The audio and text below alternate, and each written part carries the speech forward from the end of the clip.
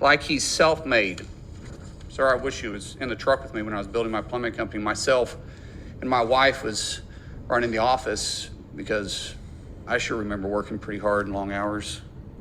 Pretends like he's self-made. What a clown. Fraud. Always has been, always will be. Quit the tough guy act in these Senate hearings. You know where to find me. Any place, anytime, cowboy. Sir, this is a time, this is a place. If you want to run your mouth, we can be two consenting adults. We can finish it here. Okay, that's fine. Perfect. You want to do it now? I'd love to do it right now. Well, stand your butt up then. You stand your butt up. Oh, hold on. Oh, stop it. Is that your solution? Hold it. No, sit down. Sit down. Okay. You know, you're a United States Senator. Sit down. Active. Oh, okay. Sit down, please. All right. Can I respond? Mr. Hold it. If we can't, no, I have the mic. I'm sorry. This is hold what it. he said. You'll have your time. Okay. Can I respond? Oh, no, you can't. This is a hearing. Sit down there, sir. Sit down. What are you doing? You're a United States Senator, for Christ's sakes. Jesus. How do you guys like that? Oh, Bernie Sanders coming in, being the voice of reason over there in the Senate, right? This super communist person, we are the ones that have the monopoly on violence here. Nobody's going to be, starting violence unless the communists say so, right? So what you guys just saw there was Mark Wayne Mullen, the Republican out of Oklahoma, basically just responding to it. I guess he's been having a bit of a back and forth with the president of the Teamsters, Sean O'Brien, who you guys also saw there. And I guess Sean O'Brien posted on X, formerly known as Twitter, back in June, quote, "Quit the tough guy act in these Senate hearings. You know where to find me. Any place, anytime, cowboy." Well, apparently Mark Wayne Meadows went ahead and chose that place and that time right there on the Senate floor. Of course, we did have Bernie Sanders going ahead and stepping in and breaking up the two, and basically, just letting everybody know that this is the Senate here. We are the voice of reason in the United States. We are the embodiment of pure decorum here in America, right? Unless it comes down to your dress code, in which case you dress whatever way you want. You come in sweatpants and a t-shirt for all I care. How's it going, everybody, and welcome to the Liberty Bowl. So today we're going to be watching some video clips, all the video clips throughout the week. I may start doing this every week. I'm not too sure. We'll see how it goes, but we're going to be just kind of reacting to some of the videos that have been, going around throughout the week. We got, as of course, that when you just saw the fights within the Senate, we got Kevin McCarthy also attacking people within Congress. We got fights all over. We got Nikki Haley trying to ruin the internet for everybody, and a whole bunch of other stuff. So with that being said, let's go ahead and get into this. Here we go. Fuck you, that's why. 'Cause fuck you, that's why. So as I mentioned, that wasn't the only actual, fighting that went down in up on Capitol Hill this week. So apparently on Tuesday, former House Speaker Kevin McCarthy was accused of elbowing, let's see, who is it? Representative Tim Burchett, the Republican from Tennessee, who was one of the 8 people that was responsible for ousting him as Speaker in a historic ousting event. That was great, to say the least. So I mean, we're going to get into my thoughts on what's going on with the Congress later, but yeah. So basically, these 8 people. Obviously, Kevin McCarthy has it in for them, to the fullest. Kevin McCarthy is a broken man. He is a broken man. He is the first, speaker to be completely ousted by his own party, ever, as far as I'm aware. I mean, it's not a thing that really happens, right? And so points were proven, and obviously, Kevin McCarthy is very upset about it now. I mean, I'm sure he's got a lot of promises that are now broken that he needs to somehow figure out ways to gain power so he could come back again, and there's no way of doing it at this point. Like he's out. So of course he's pissed, but he gave this interview to press where they kind of grilled him on the situation. It's pretty interesting. Just you could see the desperation in this man. You could visibly see it in his eyes. His eyes like almost look blacked out, and just like this is a shell of a man. A reporter was interviewing Burchett or something. I guess our shoulders hit because Burchett runs up to me after. I didn't know what he was talking about. Some reporters asked me. I did not run and hit the guy. I did not kidney punch him. I did not shoot anything like that. You didn't shove him? No. We're walking through. You were at HC5, right? You guys line up along the way there. it was Bruce Wester and I walking out. He must have been interviewing someone. I didn't know it was him or something. I guess our elbows hit as I walked by. I didn't punch anybody. run after you? No, yeah, well, I guess it happened because when I was walking back further, I don't know, somebody was interviewing me or talking to me, and he comes running up like, why did you hit me or something like that? I said, I don't know what you're talking about. I didn't even know something transpired. But reporters or witnesses said it looked like there's plenty of room for you to walk. All right, I'm just going to go ahead and pause and interject right here a minute, right? So you guys see that face up there? Don't feel bad for that guy, right? I know you could see the pain in his face and all that. Like I said, look at those eyes, man. They're fucking black holes, right? Do not feel bad for this man, right? So it was 8 members that went ahead and ousted him. And as you can see, he's now clearly taking revenge on them. Well, keep in mind that it is also 8 Republicans that went ahead and are responsible for the impeachment of Mayorkas not going through, right? 8 Republicans that all happen to be from the states of California or Colorado, all right? It's California and Colorado, California and Colorado. If you don't get the jokes, but either way, yeah, all Republicans from California and Colorado. They're all just establishment slime balls, right? So don't feel bad for any of these rhinos, any of these people that have what's best for the government, what's best for their party, what's best for the people in power, right? Don't care about any of these people and their crocodile tears, right? Intentionally hit him.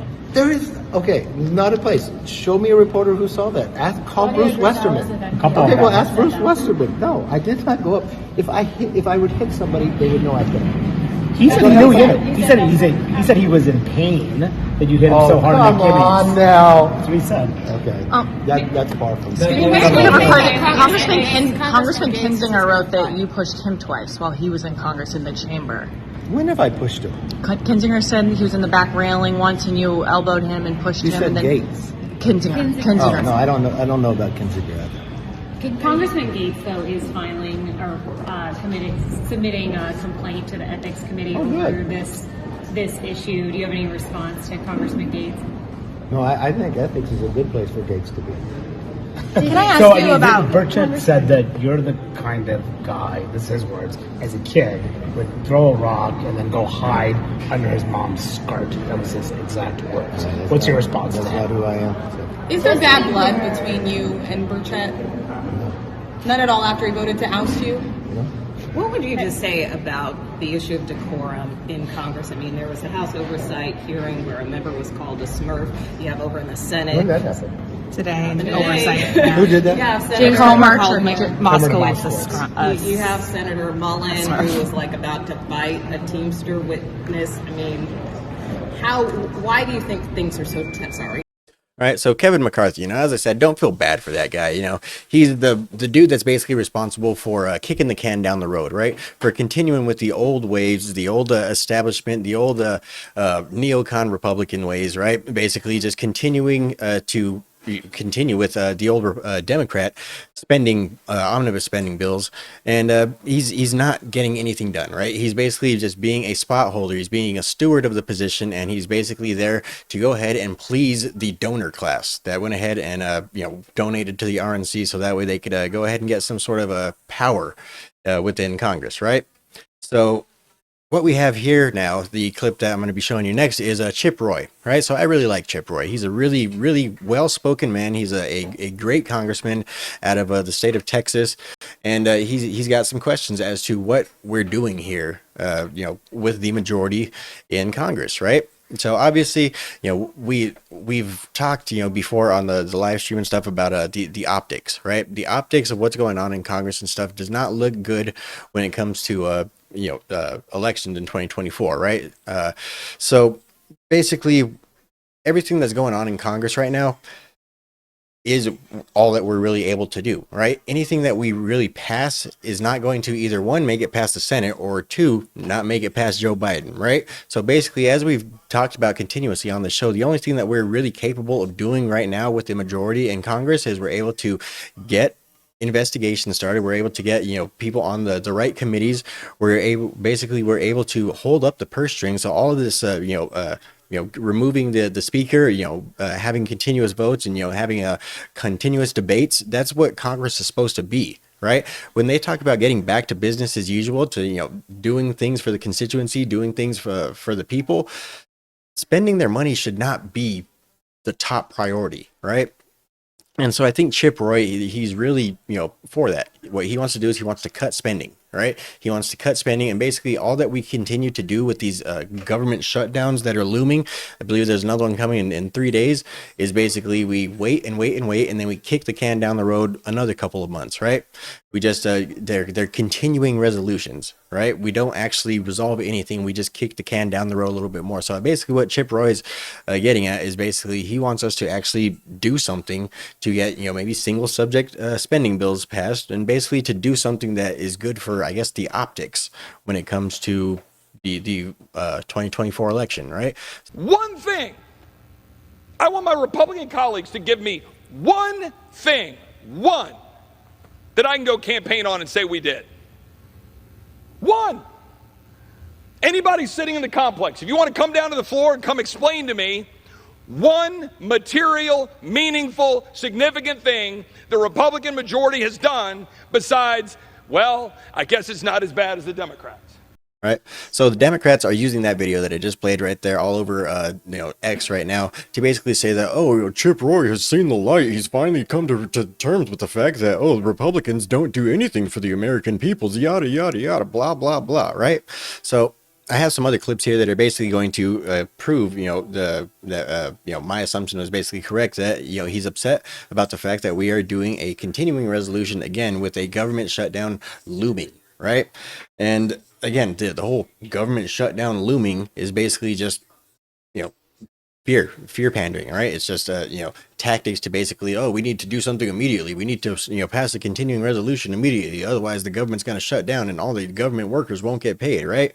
So basically, if we were to end up doing another continuing resolution, right? Oh, just one more time. Yeah, I'm sure that's what the government's plan is. Yeah, just one more continuing resolution, and then we're going to go ahead and start with these single subject spending bills. Yeah, if that doesn't end up happening immediately, right? If they end up passing another continuing resolution and single subject spending bills don't get brought to the floor immediately, then yeah, I mean, Mike Johnson's got to go too, right? Keep in mind, the Republican Party, as I've mentioned many times before, is dying, right? This is now the MAGA party. This is the party of making America great again. This is the party of reform. This is the party of basically limiting government, right? So if you're not going to get in the position of Speaker of the House and work to limit government and bring to the floor single subject spending bills, then you're out. I am sick and tired of it.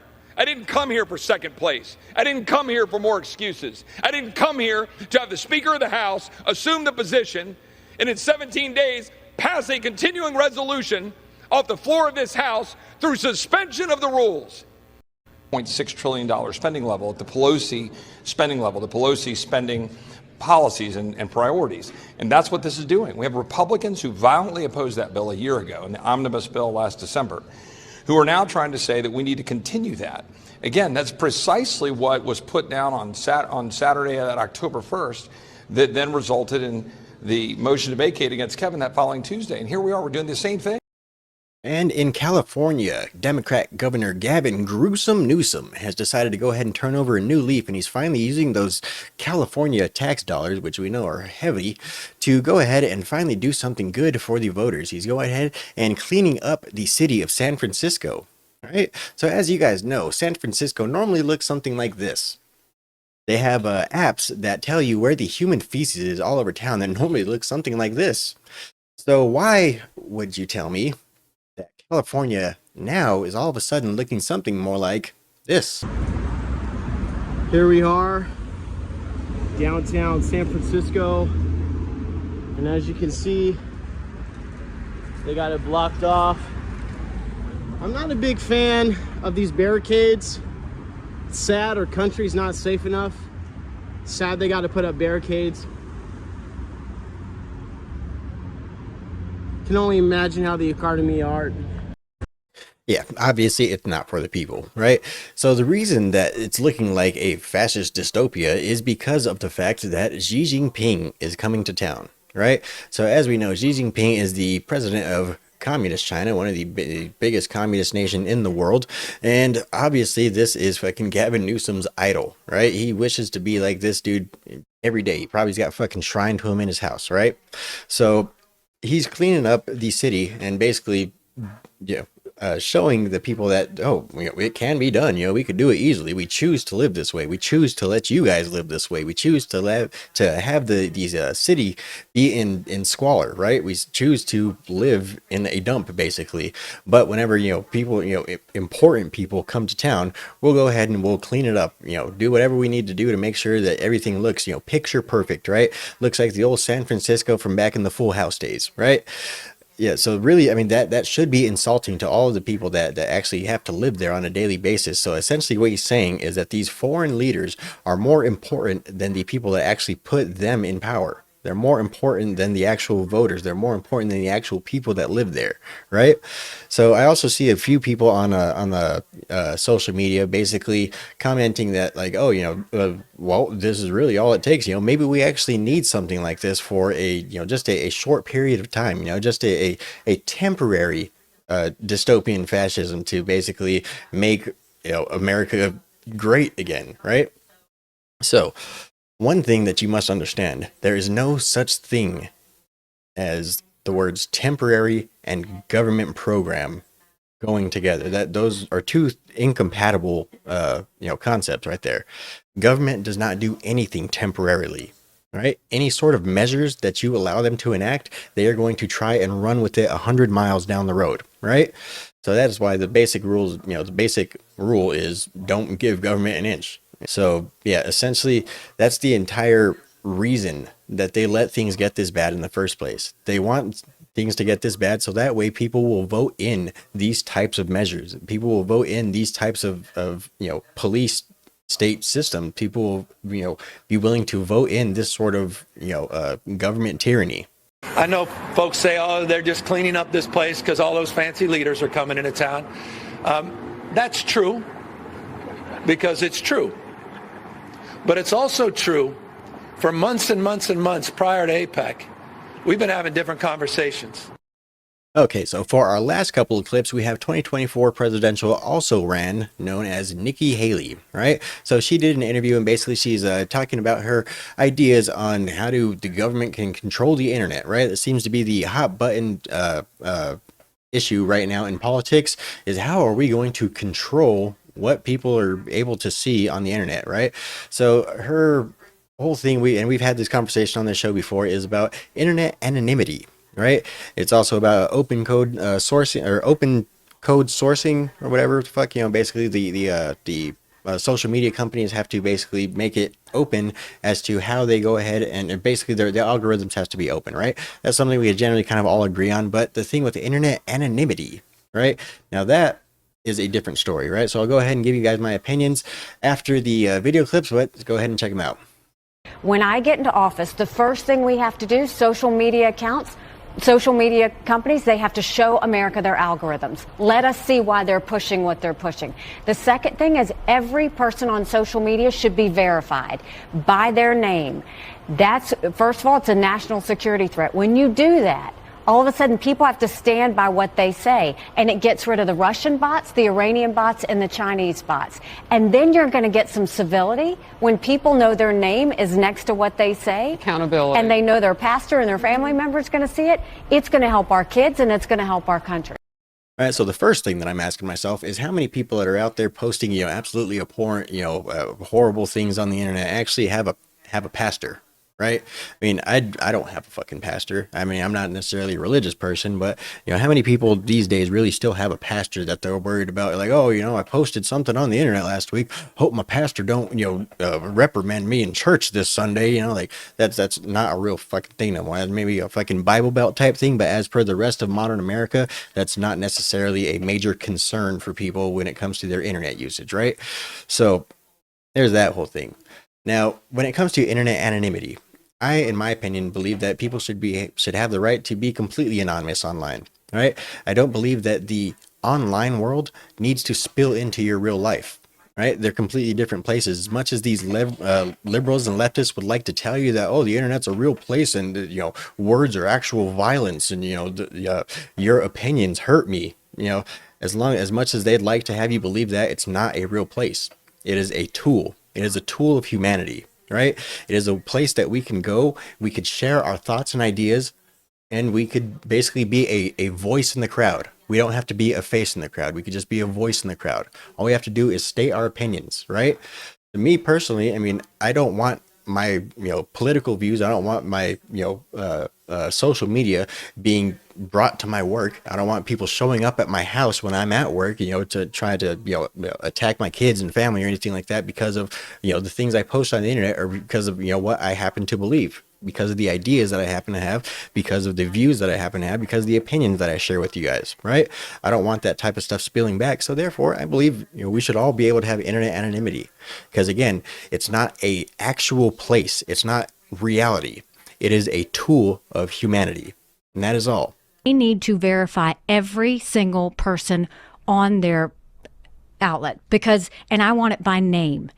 Because when what about Smug? Does he qualify? I've provided them with my government. If Smug is on your driver's license, then and look, you can put Smug in parentheses, but I want everybody's name.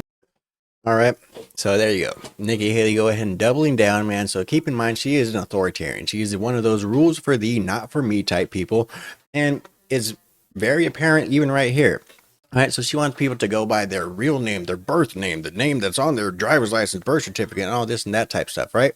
So Nikki Haley, whose real name is Nimarata Nikki Radawa Haley, right, wants other people to go by their real name. She doesn't want people to be able to use nicknames. She doesn't want people to be able to use names that sound more Americanized.